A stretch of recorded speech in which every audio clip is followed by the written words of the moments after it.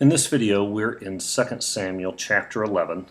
This is the story of David and Bathsheba, one of the most famous stories out of the entire Old Testament.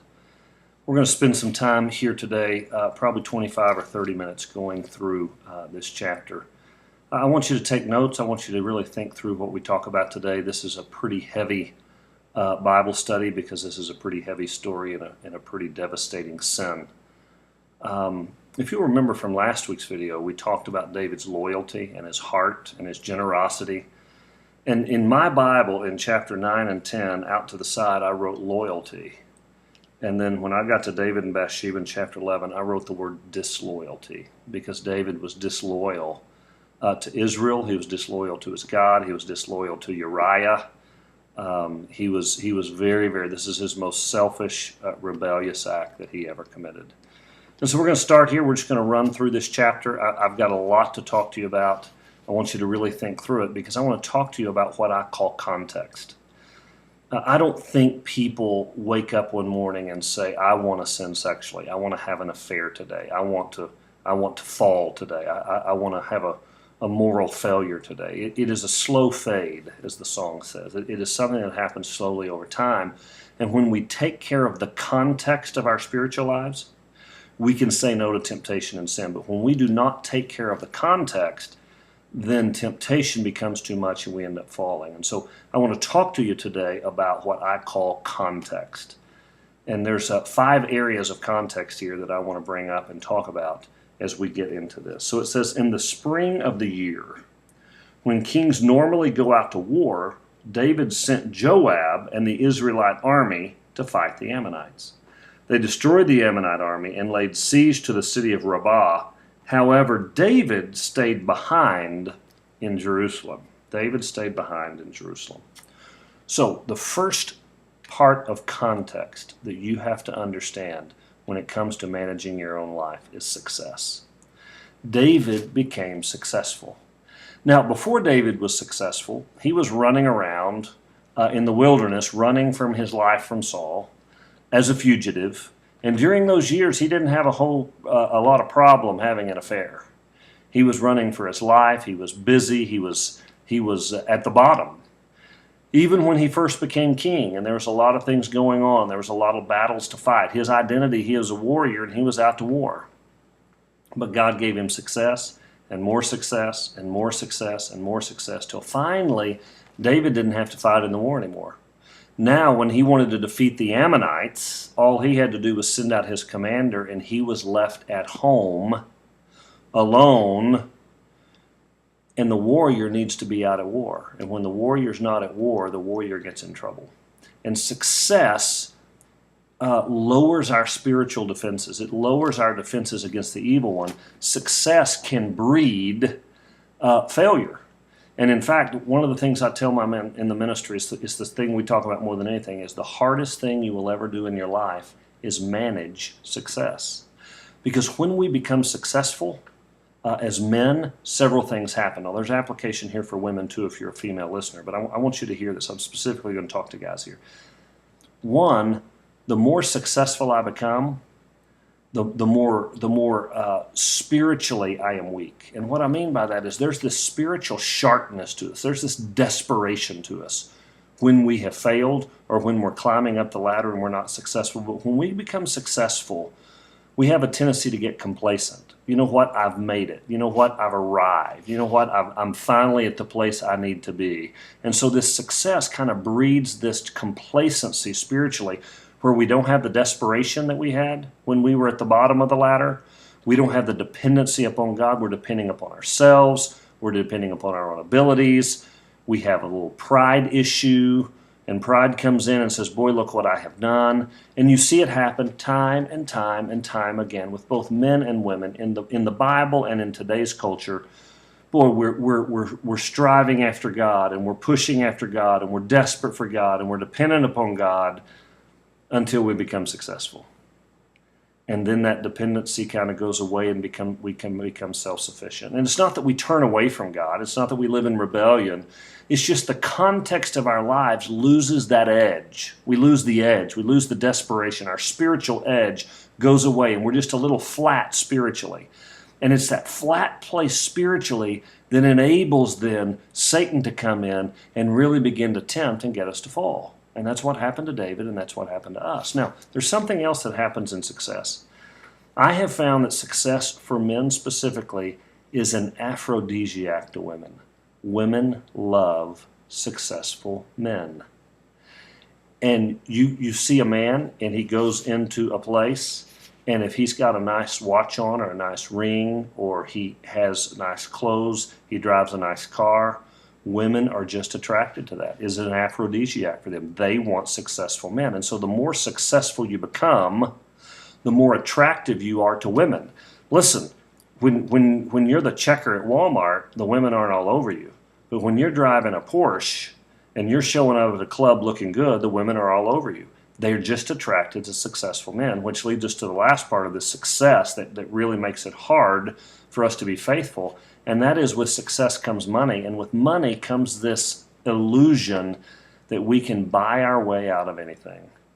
And when we have a little bit of money and a little bit of success, and women just are so attracted to us that they begin to fall all over men who are successful. And then you lose that spiritual edge and that spiritual sharpness. It is very, very difficult for successful men to remain faithful. And that's what happened with David. He couldn't manage his success. So that's part of that context. The second part of that context is what I call boredom. Late one afternoon, verse 2, after his midday rest, David got out of bed and was walking on the roof of the palace. So here's David, and it's the middle of the afternoon, and he's a warrior, and all of his buddies are out fighting the war, and where is he? He's alone, he's at home, and he's bored. He's been sleeping, and now he has nothing to do except walk around on the roof of his palace to look and see what's going on.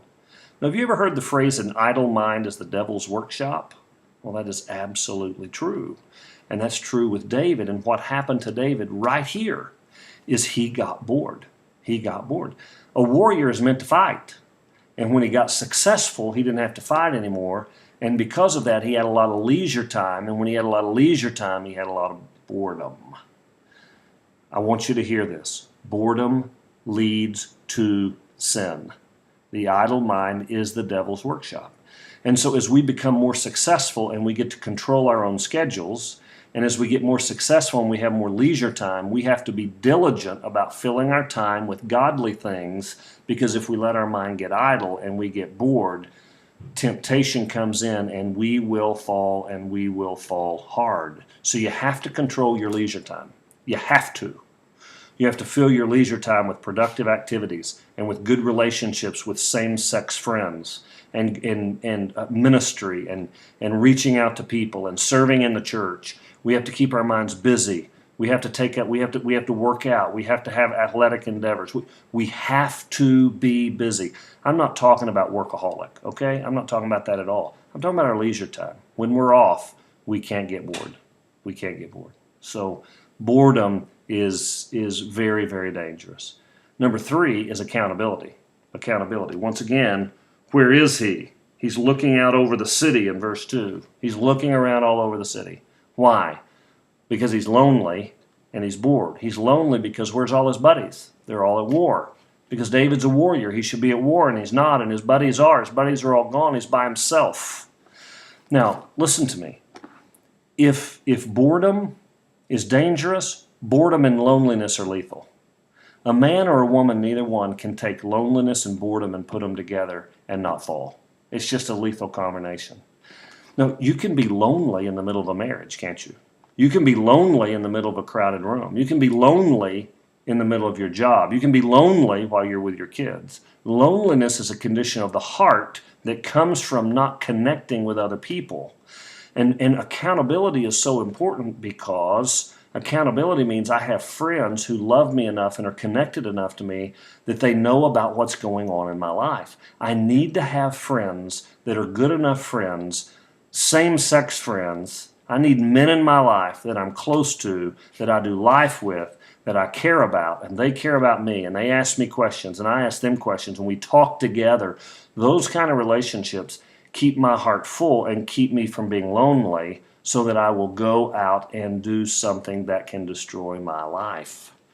Loneliness and boredom are a lethal combination, so you have to deal with your loneliness. David didn't deal with his loneliness. And when you have loneliness and boredom, boy, they are really, really, really lethal and will take you down the tubes. And so David has no accountability in his life. Number 4 is what I call access. He comes along here, he says, as he looked over the city, he noticed a woman of unusual beauty taking a bath. He sent someone to find out who she was, and he was told she is Bathsheba, the daughter of Eliam and the wife of Uriah the Hittite. So he had access. Here's what I mean by access points. Like I said earlier, I don't think people just wake up one day and say, today is the day I'm going to have an affair. Today is the day I'm going to be unfaithful. What happens is we have these access points, and really many times the access points are brought on by our boredom and loneliness. Access points. I start talking to a woman at the office, and we start having personal conversations about our marriages. That's an access point. I meet a woman on Facebook, and I don't tell my wife about it, and we start going back and forth on Facebook. I reconnect with an old high school or college sweetheart, and we begin to have conversation. Those are access points. Those are just points where I am now getting access to dealing with that loneliness that I didn't address. When I don't address it in positive, godly ways, I address it by these access points that lead me down to sin. It's that conversation at the water cooler. It's the flirty little comment in the office. It's meeting the girl outside of work for lunch. It's those kinds of access points that slowly fade, so you get to a place where your defenses are down, and then Satan can catch you in the snare. Access points. And then finally is beauty. He says that he saw this woman of unusual beauty. That word sees there is an interesting word, because the Hebrew word is not just he took a look at her. It is he looked at her and he lusted. There's a time element involved in this, where he sees her, he looks at her, he notices her, he gazes at her, and then he lusts after her. So David sat up there. He didn't just look at her and say, I want her. He looked at her. And he imagined her, and he fantasized about her, and he wanted to have sex with her. And then finally, after he played it out in his mind, then he went and acted on it. That is that beauty. And listen, we are living in a culture full of beauty. It is everywhere. It's on television. It is in the videos. It's on the internet. It's on the billboards. It's everywhere you go. There is this beauty-saturated culture. And I love what Job said in Job 31:1. He says, I've made a covenant with my eyes not to look lustfully upon a woman. Beauty is about our eyes. And so if we're going to take care of this part of our context for our lives, we have to make a covenant with our eyes not to lust. We can't look too long. There's nothing wrong with looking at another person, but you can't look and gaze and lust. You have to look, and then you have to look away. I think that's called bouncing your eyes. If I remember Every Man's Battle, that book, correctly, it is about bouncing our eyes. I look and then I look away. Because if I let myself look and gaze and imagine, every time I imagine, I'm that much closer to acting on it. And if I imagine and imagine and imagine and imagine, my imagination takes over. I can actually convince myself that she might be interested. And then I convince myself that I can say a little flirtatious comment and it'll be innocent. But then it's not innocent. And then maybe she does notice. And suddenly you find yourself in a place where you fall because you were flirting with fire. You fall not because you want to fall. You fall because the context of your life, you allow it to happen. You have to build a context for faithfulness. And that context is dealing with success, dealing with loneliness, and accountability, dealing with boredom, dealing with those access points, and then dealing with beauty, bouncing your eyes, controlling your mind, not letting fantasy take over. So that's the context. And David failed at every single point of context in his life. And you know what? If we're not diligent about these 5 areas, we will fall too. No one is above an affair. No one is above doing this. And so you have to understand, you have to take care of your context. Now, let's look at the sin itself. First thing I want you to notice is that the sin is intentional. Then David sent messengers to get her, and she came to the palace, and he slept with her. She had completed the purification rites after her menstrual period. Then she returned home. Later, when Bathsheba discovered she was pregnant, she sent David a message saying, I am pregnant. So here's what I want you to notice. This sin was intentional, and this sin was absolutely disloyal. He sends messengers out to find out who she was. The messengers come back and say, here's who she is. She is Bathsheba, the wife of Uriah. Now, David knows who Uriah is. Uriah is one of the big warriors in his army. Don't you think the commander knows his army? David knows this man.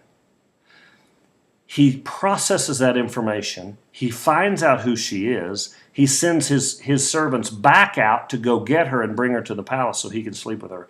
This is not David was walking down the street and he slipped and fell and had sex. David sent messengers, found out who she was, sent messengers back and slept with her. This could have been a several hour or even a couple of day process. So this is not an accident, as all sexual sin is not. There is a level of planning, there is a level of willful disobedience, there is a level of rebellion that goes into it where your flesh says, I will do what I want to do and I don't care what God thinks. You have to get to that place to have sexual sin. Now, oftentimes we won't admit that. We'll try to play the victim, or we'll try to act like, well, I really didn't know it was going to happen. I just fell into it. You knew. You set yourself up to know, just like David did. And it was such a huge act of disloyalty to God, but it was a huge act of disloyalty to Uriah, his friend. He takes his friend's wife as his own and sleeps with her. And so the sin is intentional. And I'm here to tell you, if you get involved in sexual sin on some level on your part, it is always intentional. Always intentional. Now, let's go to the next part of the story, and that is the cover-up. Then David sent word to Joab, send me Uriah the Hittite. So Joab sent him to David, and when Uriah arrived, David asked how Joab and the army was getting along and how the war was progressing. Then he told Uriah, go on home and relax. David even sent a gift to Uriah after he had left the palace. But Uriah didn't go home. He slept that night at the palace entrance with the king's palace guard. When David heard that Uriah had not gone home, he summoned him and asked, what's the matter? Why didn't you go home last night after being away so long? Uriah replied, the ark and the armies of Israel and Judah are living in tents, and Joab and my master's men are camping in the open fields. How could I go home to wine and dine and sleep with my wife? I swear that I would never do such a thing. Oh, don't you know that killed David's heart? Because as disloyal as David was, he's now going to try to cover up his sin, and Uriah is Mr. Loyalty. Uriah won't be disloyal to Joab. He won't be disloyal to Israel. He won't rest and go home and sleep with his wife. He is loyal to David and sleeps on the steps of the palace. Now, the irony here is amazing, how loyal Uriah is when David was so disloyal. But here's what I want you to notice here. David tries to cover up his sin by being nice. By being nice. You always try to cover up your sin by being nice first. He is nice. Uriah, just go home. I've brought you home because you're such a great warrior. Come in here and spend some time with me. Man, I love you. You're such a great friend. Go home and sleep with your wife and just enjoy the time off. Uriah says, I'm not going to do it. Of course, David's just trying to cover it up, right? So then watch what happens next. Well, stay here today, David told him, and tomorrow you may return to the army. So Uriah stayed in Jerusalem that day and the next. And David invited him to dinner and got him drunk. But even then he wouldn't get Uriah to go home to sleep with his wife. And again, he slept at the palace entrance with the king's palace guard. So David said, you know what? If I can't kill you with kindness, I'm just going to get you so drunk you don't know what you're doing.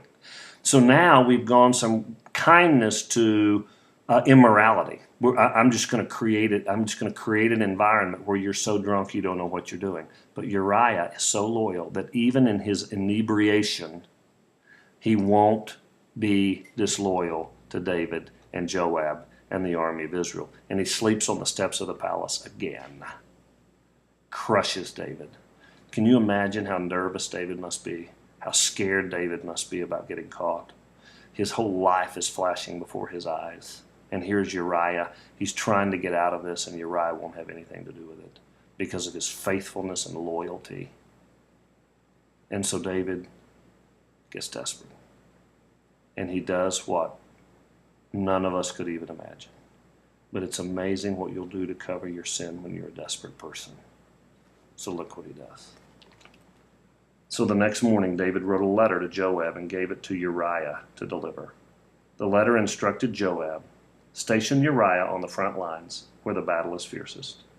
Then pull back so he will be killed. So Joab assigned Uriah to a spot close to the city wall, where he knew the enemy's strongest men were fighting. And when the enemy's soldiers came out of the city to fight, Uriah the Hittite was killed, along with several other Israelite soldiers.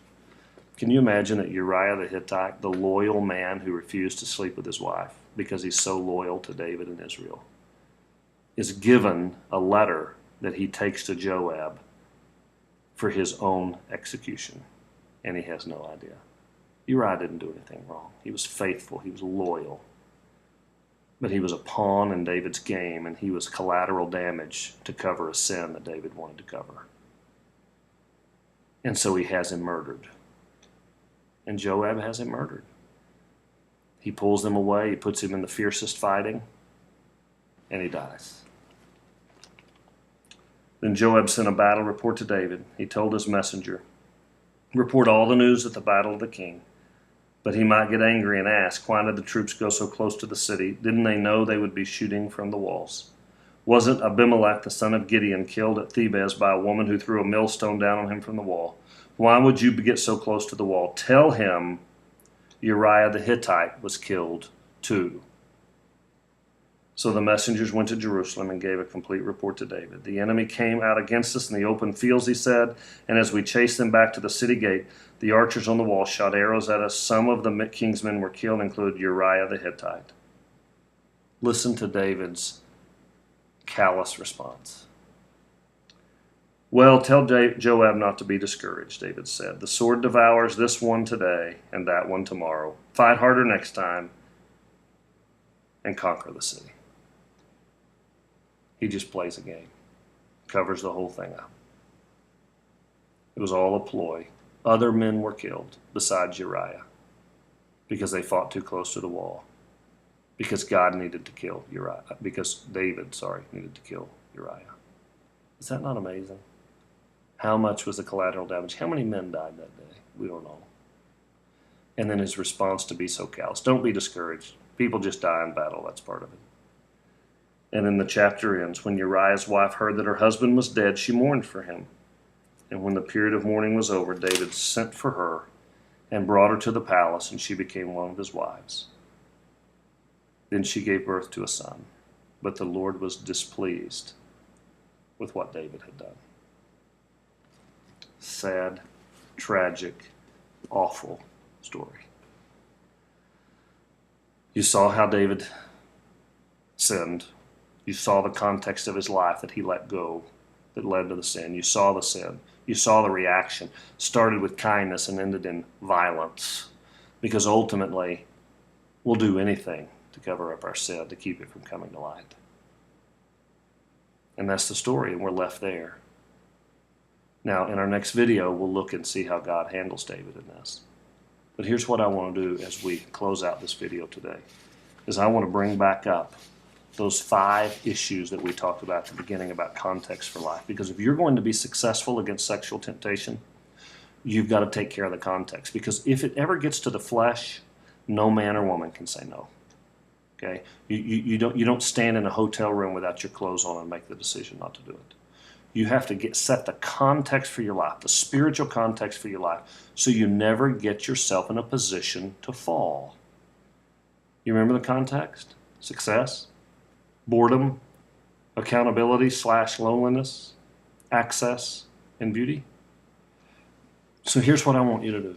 I want you to take this video, and when it is over, I want you to ask yourself questions about each of these 5 areas of the context of your spiritual life. Okay? When it comes to success, you need to ask yourself a question. Success breeds that spiritual complacency I was talking about. You lose your edge, you lose your sharpness. So here's the question you've got to ask yourself with regard to the context of success in your life. Am I managing my success well? In other words, am I keeping Jesus as the center of my life? Am I as desperate for him now as I was when I wasn't successful? Am I as close to him now as I was when things weren't as good? Do I have a great relationship with God right now? Am I in his word? Am I in prayer? Am I seeking him every day? Am I desperate for him? Am I as desperate for him right now as I was 5 years ago? You have to ask yourself those questions. And if the answer is no, then the context of your life is set up to fall. And you need to get on your knees and you need to repent and you need to get desperate for God again. That's step one and the most important step in context. Number two, with regard to boredom. How do you address your downtime and your leisure time? I want you to specifically look at your time on the computer, your time on Facebook, your time on the internet, your time watching TV, your time watching videos. I want you to look at that downtime. If you're spending too much time there, you are opening yourself up to an inappropriate relationship. Watch Facebook closely. Watch the internet closely. It will lead you down paths you do not want to go. What do you do with your boredom? Let me give you some suggestions. Go serve at a homeless shelter. Get involved in a ministry at your church. Become more proactive with your friends and build closer friendships. Go take up a sport. Go take up a hobby. Go to cooking classes. Go do something productive with your leisure time. Don't spend a lot of time in front of the computer browsing the internet. Number three is accountability and loneliness. What do you do with your loneliness? First of all, are you lonely? If you're lonely, then that's a warning sign that your context is in trouble. You need to deal with the loneliness. How do you deal with it? You go find friendships. And then you go get accountability in your life. You go give people permission to hold you accountable. You go talk to people. Develop deep friendships. Talk about real things. Don't keep your relationships at a surface level. Here's what I've noticed. When people I know start isolating themselves from their friendships, they are either intentionally or unintentionally, consciously or subconsciously, setting themselves up for an affair, setting themselves up to fall. So if you see that you're backing off relationships, re-engage in relationships. That's how you conquer that loneliness. Problems in your marriage, deal with them. Go get counseling. Get in a counselor's office. Deal with those problems so that you're not lonely in your marriage. Number four is access. We don't sin until we walk through several access points. What boundaries have you put in place to make sure you don't walk through access points? i.e., don't ride alone in the car with a member of the opposite sex. Don't go to lunch with a member of the opposite sex. Watch your phone calls to members of the opposite sex. Watch your language around members of the opposite sex. I don't know what those boundaries are for you. You've got to make sure what those boundaries are. But you got to put those boundaries in place, and you got to live by those boundaries so you never have access to those flirty little comments that turn into fantasies, that turn into sin. And then finally, when it comes to beauty, what are you watching? What are you listening to? What kind of videos? What kind of music? Are you watching racy things? Are you looking at porn? Are you watching R-rated movies with sex scenes in them? You need to be careful. You need to make a covenant with your eyes not to look lustfully upon a woman, or if you're a woman, a man. Are you looking too long? Are you gazing too long? Are you fantasizing? You've got to control your mind. You've got to control that part of you that is letting lust take hold in your heart. Keep it at bay through watching what you watch and what you listen to. Be careful. If you will take those 5 areas of your life that I call context, and you'll get healthy in those 5 areas, let me tell you something. You're not going to have an affair. You're not going to fall sexually. But let me tell you this. I'm going to give you a warning right here. If you don't take care of these 4 or 5 areas of your life, and you have a glaring openness here, and you need to ask yourself those questions, you are a candidate to fall, and you need to shore up the defenses that keep you being a strong man or woman of God.